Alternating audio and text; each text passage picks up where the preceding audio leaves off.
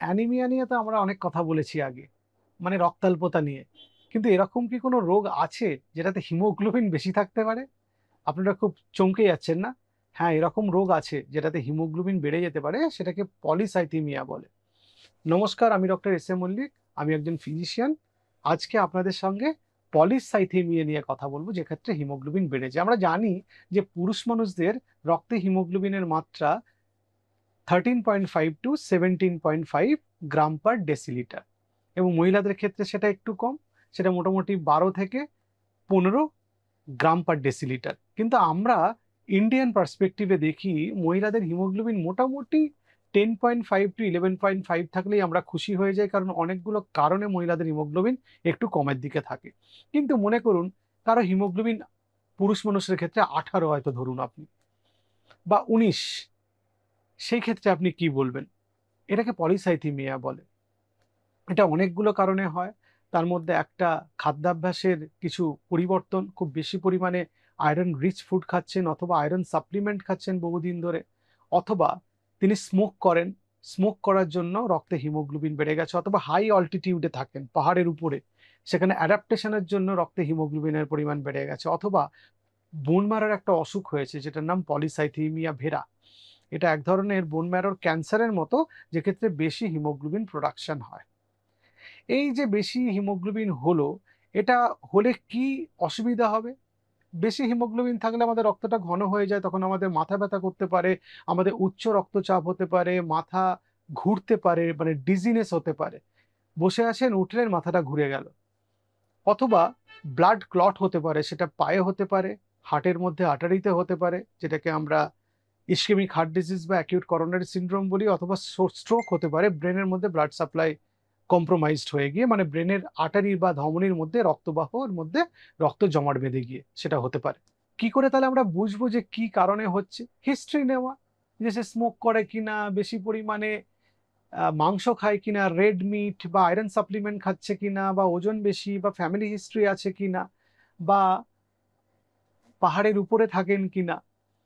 কিন্তু এই পলিসাইথেমিয়া ভেরা, এই যে অসুখটার কথা বলছিলাম, এর একটা স্পেসিফিক জেনেটিক মিউটেশন আছে যেটার নাম জ্যাক2 মিউটেশন।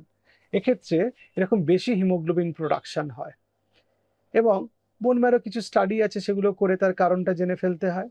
এই যাদের এই পলিসাইথেমিয়া আছে, তাদের ক্ষেত্রে ব্লাড থিনার খেতে বলা হয়, এবং তাদের বলা হয় ব্লাড লেটিং করতে, মানে রক্তের কিছু একটা অংশ ফেলে দিতে বা দান করতে।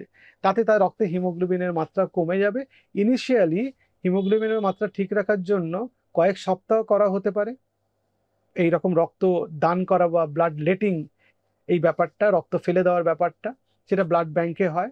বাড়িতে করতে যাবেন না, সেটা উল্টে বিপত্তি হবে। সেরকম করার কোনো দরকার নেই। কোনো ব্লাড ব্যাংকে গেলে সেটা করে দেয়, ডাক্তারবাবু প্রেসক্রিপশন লাগে। অথবা আপনাদের এই যে উইকলি হচ্ছিল, এটাকে কয়েকটা মাস পর পর করে রক্তে হিমোগ্লোবিনের মাত্রাকে ঠিক রাখতে হয়। এবং শরীরে ওজন বেশি থাকলে সেই শরীরে ওজনটা আমাদের নিয়ন্ত্রণ করতে হবে।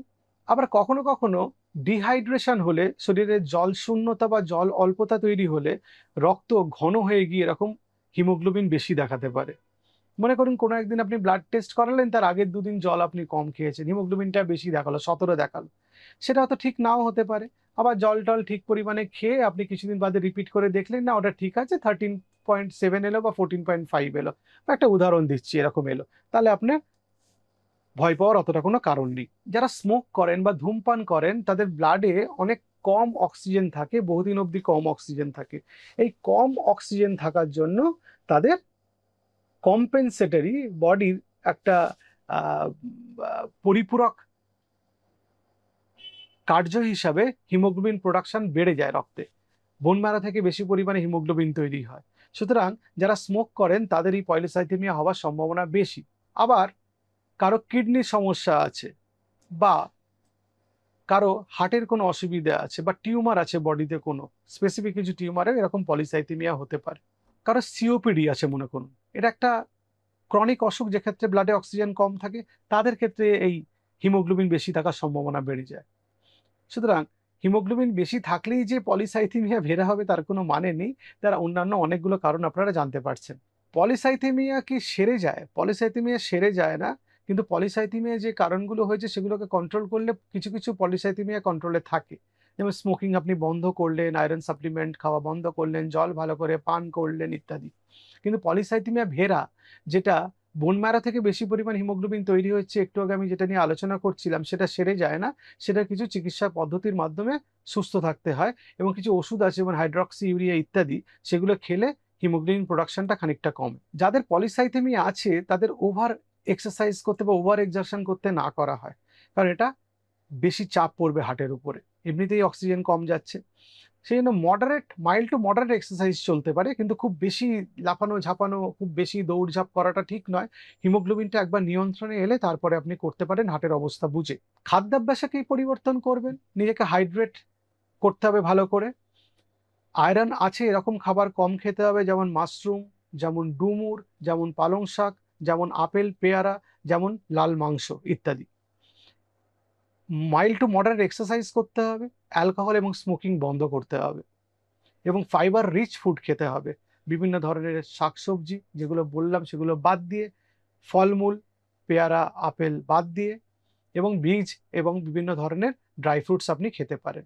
তাহলে কি হিমোগ্লোবিন একটু বেশি হলেই কি আমাদের ভয় পেয়ে যেতে হবে? তার কোনো মানে নেই।